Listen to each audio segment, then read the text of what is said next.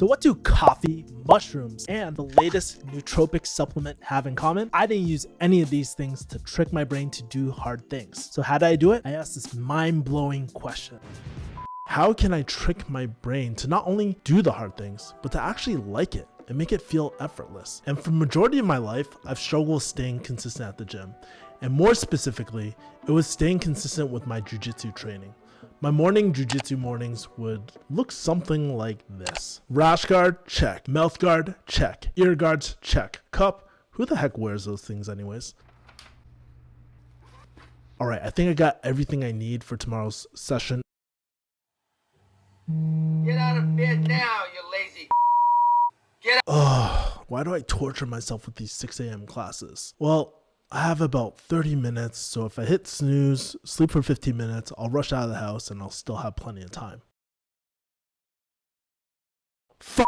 The funny thing is that I was always pretty consistent at lifting weights. But unlike lifting weights at the gym, jiu-jitsu's hard, sweaty, and it takes a blow to your ego when you get choked out by a 14-year-old prodigy. Growing up in a Chinese household, we were never taught things like macros, dieting, or exercise. The most I ever was taught was just to eat more vegetables, drink my herbal soup like that tong sui that my mom spent hours making. And if you look at my photos, you can probably tell that my dad's side really did not care that much about eating healthy or exercise.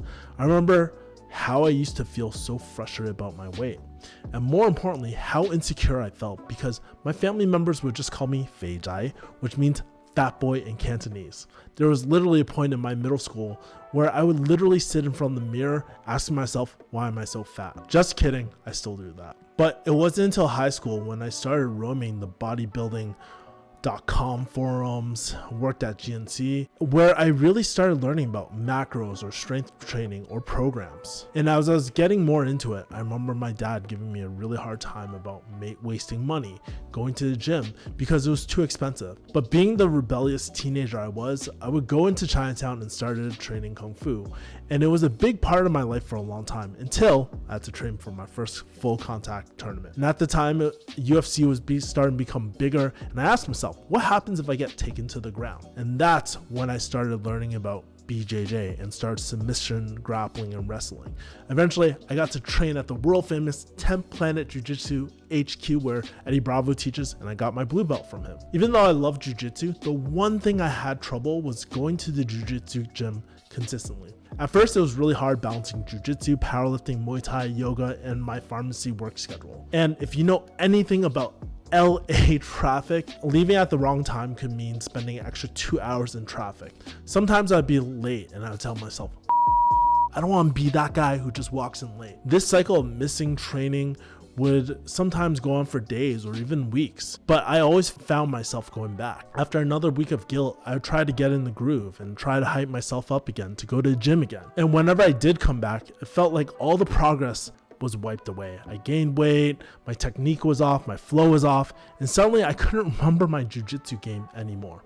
The point of this story is to let you know, if you relate to this, you're not alone. Even if you're not into jiu-jitsu, I bet you can relate to the feeling of not doing something you're supposed to be doing consistently enough. To be honest, I've been in that exact same place, but I managed in the recent years to develop a tremendous consistency at not only training, but also eating cleaner too, and feeling better. And sometimes, like yesterday, I'll do a yoga class and I'll do 2 jiu-jitsu sessions in one day. And honestly, it feels effortless. The last part is important because it takes me a lot less effort to get there than it previously ever has. And I can credit this to tricking my brain into liking these things. Don't worry, this won't be like other videos where they tell you not to masturbate for dopamine detoxing. It's a simple, practical step that I took, and it's a series of them. I've also been able to apply this strategy to other areas of my life, most specifically to meditation, reading books,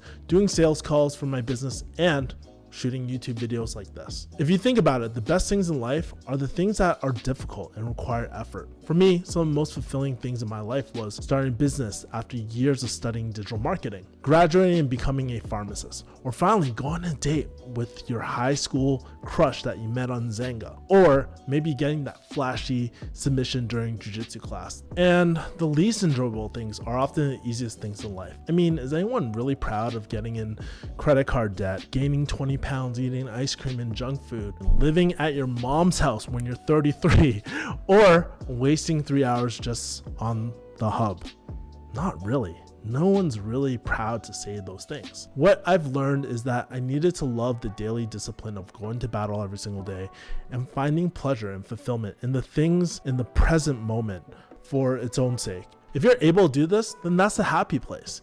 What I realized was a lot more important was falling in love with the process to generate your own motivation as you do it, and becoming fully immersed in the activity is the most important thing. And the best part, I didn't beat myself up anymore when I didn't perform well, or I had a bad day, or if I didn't hit a certain submission. Sometimes you just don't always have control over that. Instead, the focus shifted just to doing my best. And even though I would just be proud of just showing up, that's something I always had control over. You're probably thinking, how to actually learn to enjoy, to embrace difficult things, and just have it integrate as a part of my life. So there's 3 things that really helped me do that. And guess what? You won't have to quit the hub either. So let's cover the first thing.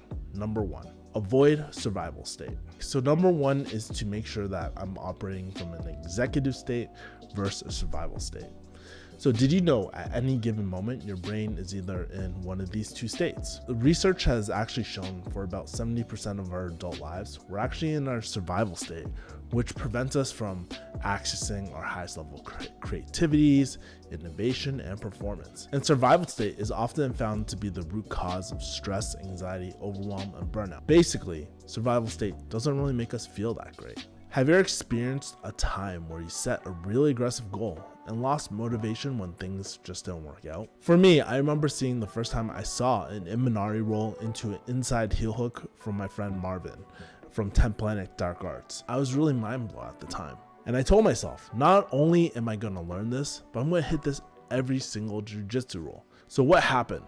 Well, initially, I started drilling this and I got pretty decent at it. At first, I would practice every single day. I would hit it on white belts at first, but as I started rolling with higher level skilled practitioners, I got shut down every single time. And not gonna lie, I got frustrated. I felt stuck. And I started feeling discouraged during the whole process, right? Whenever I didn't hit it, I would feel like a failure as a jiu-jitsu practitioner and felt less motivated with each and every single practice. Eventually, I would skip practices sometimes, miss them every other class, and lost motivation. It was to a point where I actually didn't show up for maybe a week or 2, but I definitely felt the embarrassment and like a fool setting such an aggressive goal and not setting it through. What I learned through this process is that whatever you think your identity is, you'll operate accordingly. So what do failed jiu-jitsu practitioners do? Well, they don't consistently go to a gym. They consistently skip practice. They walk on the mat already mentally defeated. And they probably live at their mom's house at 33. Just kidding. So looking back, the primary reason why I failed was because I was set up in an environment that would really essentially trigger my survival state, which activates the sympathetic nervous system, releases cortisol, and is probably one of the reasons why we feel so stressed in general. But why is this so detrimental? Well, think about the times when you felt actually forced to do something. Maybe it was washing the dishes. Maybe it was your girlfriend asking you to watch that rom-com with her. Or maybe it's just going to that daily 9-to-5 job that you hate doing, but you feel forced to every single day. Chances are we've probably all been through those type of situations. It's really hard when you're surviving, trying to be creative and thinking clearly. And more importantly, this is a killer for flow state. This is when you are fully immersed in a feeling of energized focus, full involvement, and just enjoyment of the process or the activity, right? If you have ever experienced things like procrastination, avoiding confrontation, or just numbing yourself in general, then chances are you experience a reactive survival response to stressful experiences. Not only do you feel like crap, but this is potentially why some people might binge watch television, eat a tub of ice cream, overindulge with some other sins, right? Like hub, to avoid these survival emotions like shame, embarrassment, or rejection. It's either that or you're in a long-term relationship, right? And because all these reactive behaviors occur from being in survival state, your executive state is shut off, meaning you can't experience things like empathy, gratitude, or just feeling really, really great in general. Meaning also, you'll never be in flow state, so productivity goes down the hole too. What I found to break through the next level of growth, it comes from being in an executive state on a more consistent and moment-to-moment basis. When you develop this skill, it significantly improves your decision making, problem solving, and revenue generation as well. Well, it took me 2 years later, but I actually hit the Imanari role pretty regularly now. But it wasn't because I forced it or associated my identity as a failed jiu-jitsu practitioner at the end of the submission. It was because I asked a better question when I was in survival state. I started asking, well, how can I actually integrate the Imanari role into my existing jiu-jitsu game? What I realized, when you stop asking what questions, which trigger survival state, and ask more how questions, allows your brain to think a lot more creatively. And I started thinking of solutions, while I was sleeping, in the shower, or even watching the hub. Well, just kidding. And because of this one question, I started seeing openings and threatening a sweep to bait my opponents to step their leg back, where then I could threaten the Imanari roll and land the submission. What I realized is, by not forcing the submission, being more playful with my approach, it was actually a lot more fun and an enjoyable experience. And I enjoyed looking for different leg lock entries as well, and sort of getting leg locked because I would actually learn from the higher belts how to enter a certain submission too. The biggest thing was that even though sometimes I wouldn't hit the submission, I wouldn't beat myself up. In fact, I was just happy for just experimenting, giving it a try. And as a result, I started hitting the submission a lot more compared to when I felt forced to hit a specific submission. So if you're constantly telling yourself, I have to do X, it's obviously going to trigger survival state. Obviously, you're not going to have a good time while doing it. But if you make things more playful or fun, you're probably going to actually enjoy the process more than actually follow through with doing it. And if you think this is just some woo-woo spiritual crap, this is actually how the greatest musicians, athletes, and performers operate. And this aligns with science too. When you're stressed, there's an increased activity in the amygdala, which actually triggers both the fear and survival state. When you're having fun and in flow, your prefrontal cortex activates, which triggers creativity, flow state. And guess what? Your executive state turns on. So again, the main takeaway is to stop treating your goals like a chore. If you want to access flow state in your executive state, you just gotta start having fun with the process. You can start by asking, how can I start falling in love with the process and having more fun toward my goals? Number 2, make it feel effortless. Now, this next tip is a little more practical and less theoretical. And I started thinking more about how to make the process feel more effortless and frictionless. And when I started reading this book, Effortless, it really helped me ask the question, how can I make the process feel easier? So an example of how I did this was usually shooting my YouTube videos.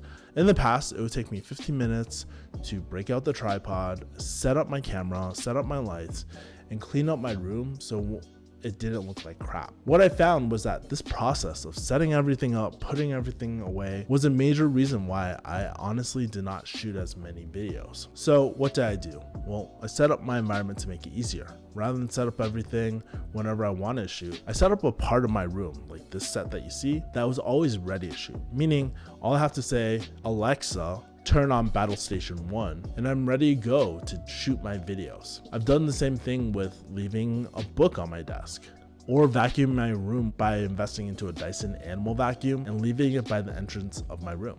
If we can reduce or completely eliminate the things that we hate about our current process and introduce more enjoyable parts to our process, we reduce the friction. And this is simplicity in a nutshell. As mentioned in the book, The Power of Habit, we can start rewiring the cue and routines so that we can reap the rewards. And with jiu-jitsu, this is one of the ways I started becoming consistent at jiu-jitsu practice. Before, I used to wake up 10 minutes before jiu-jitsu practice, running out the door. As I'm driving and stuck in LA traffic, I'm wondering, damn, did I pack everything? Did I leave my underwear at home? Which has happened quite a bit. I was always 15 to 20 minutes late to my practice every single day. My mind, as a result, felt like I was on edge and disoriented and felt guilty for being late. I didn't even have a plan of what I really wanted to practice that day. Never mind, I missed the daily flows and couldn't practice the move of the day. Fast forward to my Vegas days here. Now every morning at 4 a.m., Dreams and Nightmares by Meek Mill starts playing on my Alexa. I hydrate myself with some lemon salt water made from the night before, brush my teeth so I don't have that stank breath in the morning, and I meditate. After that, I write on my Panda planner to map out my day, write out for my gratitude exercises. And right near the door, I have my jujitsu shorts, rash guards laid out, so I just put it on with my bag packed and I head out the door. Hell, I even bought some nicer rash guards recently so I could feel like a total 10 Planet assassin. And once I'm in the gym, I just start having fun. Everything goes on autopilot. But there's one thing after every single practice is that I just walk out of the gym and just telling myself, man, Kevin, you should be so proud that you went to jiu-jitsu.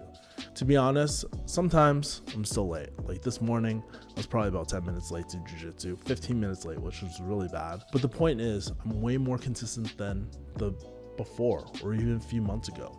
And sometimes I don't do all that, but I do my best every single day to strive toward that. And that's the point of a process. It's just to guide you, not to force yourself to do something every single day. So the secret behind this is that I'm setting up my environment so I don't have to react so much and I can reduce the friction.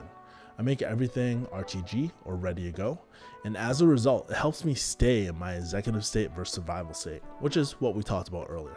Number 3, make it consistent. All right, now that we made things effortless, simpler, and more fun, now it's time to make it consistent. So back in LA, I used to go jiu-jitsu practice about 2 or 3 times per week. And honestly, my growth with jiu-jitsu took forever and I didn't feel like I was getting any better. This week alone, now in Vegas, I practice anywhere from 5 to 7 times per week. And I'm not scrapping every day or going 100% every single day, but the focus on is getting in my reps, getting the drills in so I can hit the moves of the day. But how do I make this transition? And if we look onto social media, there's a reason why these challenges are so popular. Recently, my friend Ken, he just finished his 365-day challenge. There's a lot of 7 to 14-day challenges, but they are a kickstart for consistent action. Where most people fail though is making too big of a jump.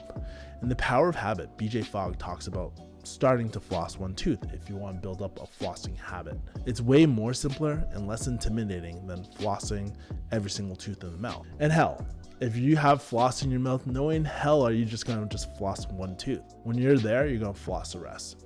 So for me instead, the secret to habit change is just focusing on the single action that would really start that domino cascade.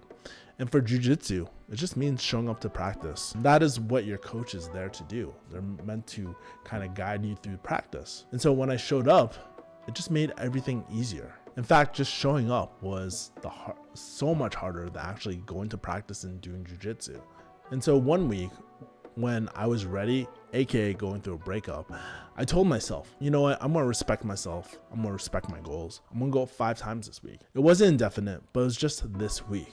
And that's how I tricked my brain. When I started momentum, I literally didn't want to stop. 1 week of consistent jiu-jitsu practice turned into another week and another week. And the cool thing that I noticed during this transition was that my jiu-jitsu was getting smoother. I was picking up techniques and moving a lot better than I was attending 3 to 5 times per week. There's something about investing those extra few hours of drilling that really make it so much easier to hit the move of the day and integrate it into my game. Since we would drill the same thing day after day for that week, I would actually be able to hit these techniques during my live rolls. Working harder and trying to generate internal motivation on a day-to-day basis and obsessing over the end goal is a plan for failure and also really exhausting emotionally. Instead, what I found was using the mindset shift from survival state to executive state, making the process simpler, effortless, and frictionless, and staying consistent with the process not only made the process more enjoyable, but also increased my performance too. It was crazy. A month ago, I was just doing 1 session per day, but now I'm doing close to 2 sessions per day with a yoga session. To be honest, I don't think I'm going to be the next Gordon Ryan, but all I know is that I'm much happier these days. And half the time, it doesn't even feel like work. I've also learned to adapt this to my business with managing clients And I've reduced all my clients to just a handful, which freed up so much of my time where I could pour back into jiu-jitsu, my coaching, and even my YouTube channel. Not only do I can avoid the daily meetings I had with my clients, but I just really enjoy working with my friends. Guys being guys, sometimes we make dick jokes, other times we talk about advanced marketing strategies, and sometimes, we just check up on each other, how we're doing day to day, emotionally, dating wise, all that. When you're friends with someone, it really doesn't feel like work. And that's what I believe is the key for pursuing hard things. Just because something is hard doesn't mean we can't enjoy the process altogether. By enjoying the process for difficult things, we can start rewiring our minds and unlock a world that we never thought that was possible before. So I love to hear, what are some things that you're trying to work on? Let me know in the comments. Also, if you like content like this, consider subscribing to my email newsletter. Every week I send my favorite things with small life and business hacks like this. And I update you on my everyday life, things that you can actually relate to. I promise, no spam ever. You can just go to refugeehustle.com/join. Anyways, I'm Kevin Yee. Stay rebellious, stay authentic, stay compassionate. Peace. Bye.